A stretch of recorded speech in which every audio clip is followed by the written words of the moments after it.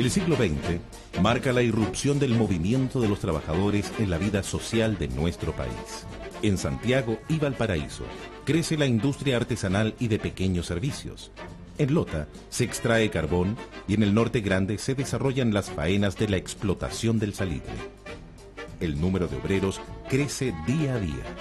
Sin embargo, aquí y allá, y en todo lugar, sus condiciones de vida y de trabajo son insoportables. No existe ninguna norma para la relación entre el capital y el trabajo. No hay contrato. No están reglamentados la jornada. Se trabaja 7 días a la semana. Tampoco hay ninguna norma de seguridad o higiene en el trabajo. No existe la previsión social, salvo lo que el trabajador pueda ahorrar de su mísero salario para la vejez. En este mundo donde el empleador impone las reglas y el Estado no asume responsabilidad sobre las acciones entre el capital y el trabajo, surgirán lentamente, entre los trabajadores, los primeros esfuerzos por la organización y la búsqueda de mejores condiciones de vida.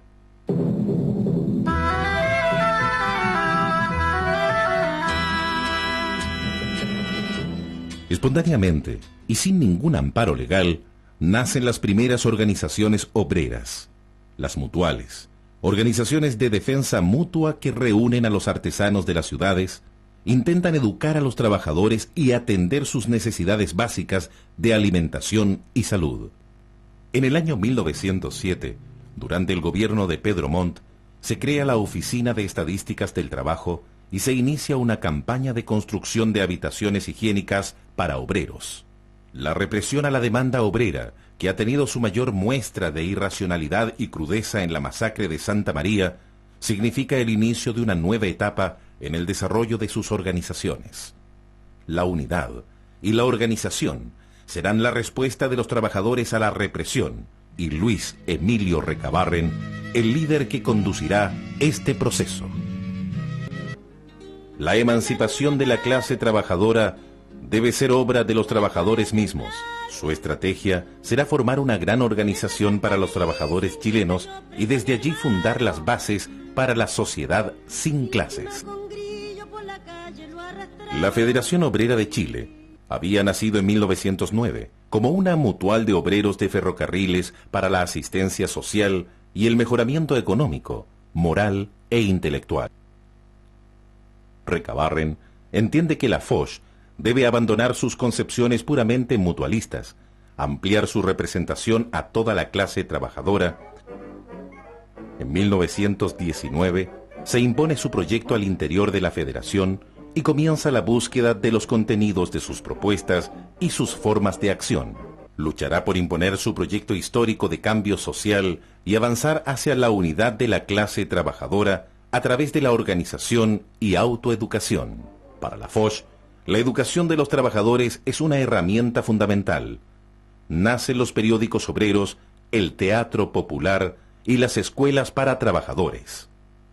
La organización se expande a distintas áreas de las manufacturas y el transporte, incorporando a obreros del cuero, calzado, madera, muebles, metalurgia y ferrocarriles. Durante estos años, la FOCH sufre la terrible represión de un Estado autoritario que intenta acabar con la organización de los trabajadores. Pero la fuerza de las demandas de los trabajadores y la férrea unidad tras su proyecto político y social logran la aprobación parlamentaria de un conjunto de leyes que intentan paliar la angustiante situación de los obreros.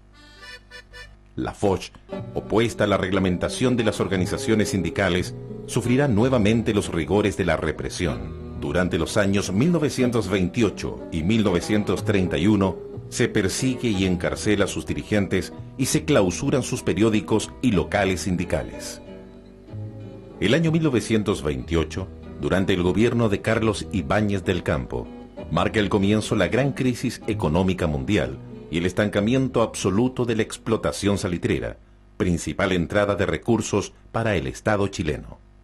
Serán años de penuria para todo el país. Miles de obreros pierden su empleo en el norte y se refugian junto a los pobres de las grandes ciudades. La miseria absoluta se expande entre la gran mayoría de los asalariados y sus familias. La angustiante situación de los trabajadores y la represión estatal sobre las organizaciones sindicales no legales significará el debilitamiento de la Foch y de la protesta obrera durante largos años.